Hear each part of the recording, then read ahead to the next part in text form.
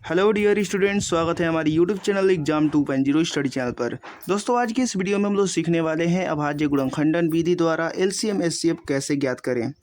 अगर आपके सामने दी गई संख्या 6 और 20 है और कहा जाए कि अभाज्य गुणनखंडन विधि द्वारा आप एलसीएम एचसीएफ ज्ञात कीजिए, तो कैसे ज्ञात करेंगे। तो इस वीडियो में हम लोग सीखने वाले हैं पूरे डिटेल में एलसीएम एचसीएफ के बारे में, कैसे ज्ञात करेंगे और अभाज्य गुणनखंडन विधि क्या होता है, अभाज्य गुणनखंड कैसे करते हैं, वो भी इस वीडियो में सीखने वाले हैं। तो सबसे पहले जान लेते हैं कि एलसीएम का फुल फॉर्म क्या होता है, इसको हिंदी में क्या कहते हैं। एलसीएम का फुल फॉर्म होता है list lowest common multiple. List कहें या फिर लोवेस्ट कॉमन मल्टीपल, जिसको हिंदी में लघुत्तम समापवर्त भी कहा जाता है। एचसीएफ की अगर बात करें तो एचसीएफ का फुल फॉर्म होता है हाईएस्ट कॉमन फैक्टर, महत्तम समापवर्तक। यहाँ पर मल्टीपल है दोस्तों और यहाँ पर गुणनखंड के रूप में दिया जाता है। तो सबसे पहले देख लेते हैं यहाँ पर अभाज्य गुणनखंड कैसे करेंगे। तो 6 अगर दिया है और 20 दिया है तो इसका अभाज्य गुणनखंड पहले निकालेंगे, फिर उसके बाद अभाज्य गुणनखंडन विधि द्वारा एलसीएम एचसीएफ ज्ञात करेंगे। तो सबसे पहले यहाँ पर देख सकते हैं 6 दिया है अगर, तो अभाज्य गुणनखंड हम निकालना है हमें।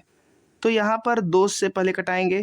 पहले जान लीजिए कि अगर अभाज्य गुणनखंड निकाल रहे हैं तो हमेशा अभाज्य संख्या ही लेंगे। 2, 3, 5, 7, 11, 13 और आगे भी ले सकते हैं क्वेश्चन के अनुसार।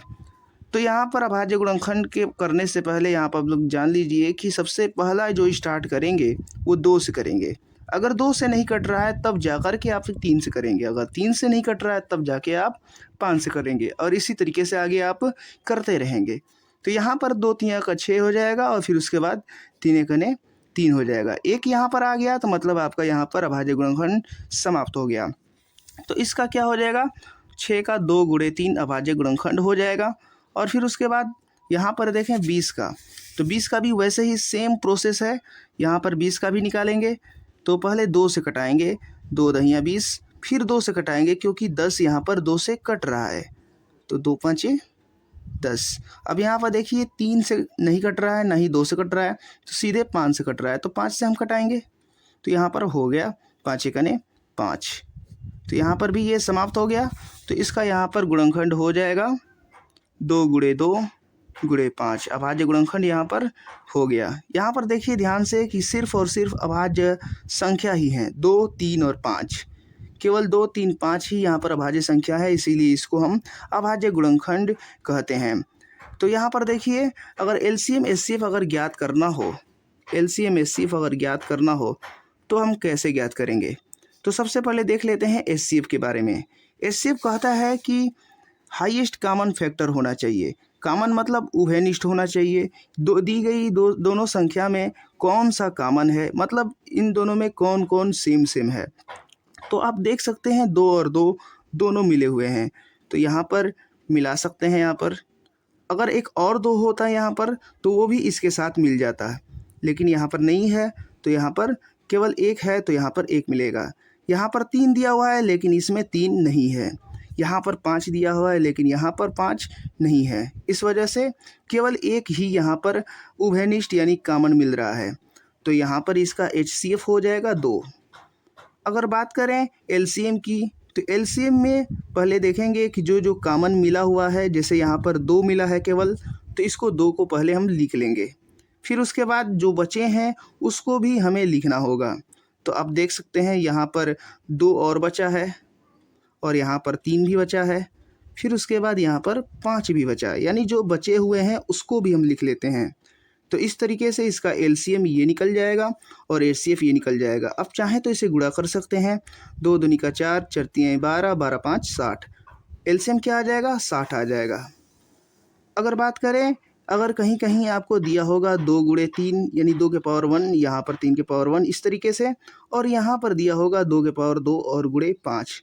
अगर मान लीजिए इस तरीके से आपको साफ दे दिया जाए और कहा जाएगा कि एलसीएम और एचसीएफ ज्ञात करें, तो कैसे ज्ञात करेंगे। तो ये भी बहुत सिंपल है, आप ज्ञात कर सकते हैं। एचसीएफ की अगर बात करें तो एचसीएफ में क्या करना है, देखना है कि इन जो दी गई संख्या है 2, 3 और 5, इसमें से सबसे छोटी पावर वाला कौन है, छोटा घात वाला देखना है कि कौन सा है।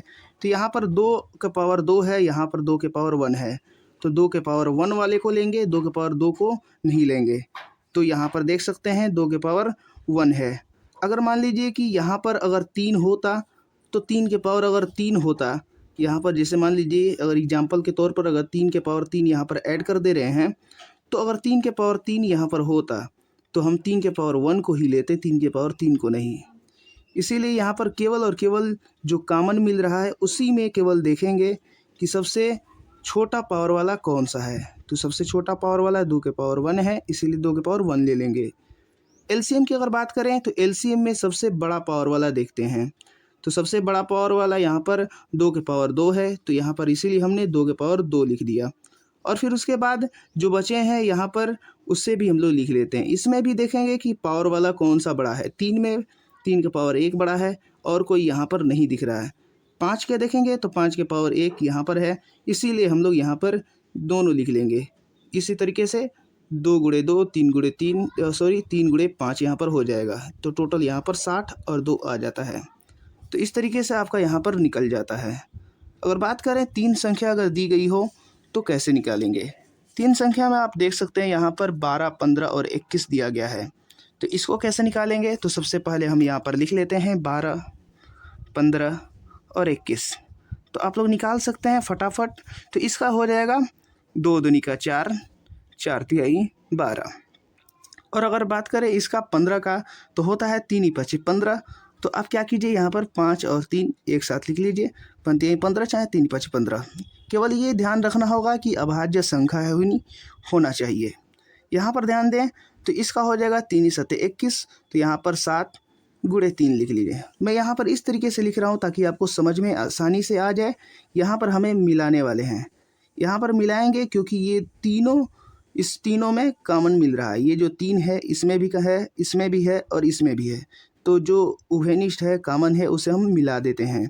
तो HCF अगर निकालना हो तो HCF तो हो जाएगा केवल 3, क्योंकि तीनों में केवल 3 ही कॉमन है। तो इसी तरीके से 3 हो जाएगा।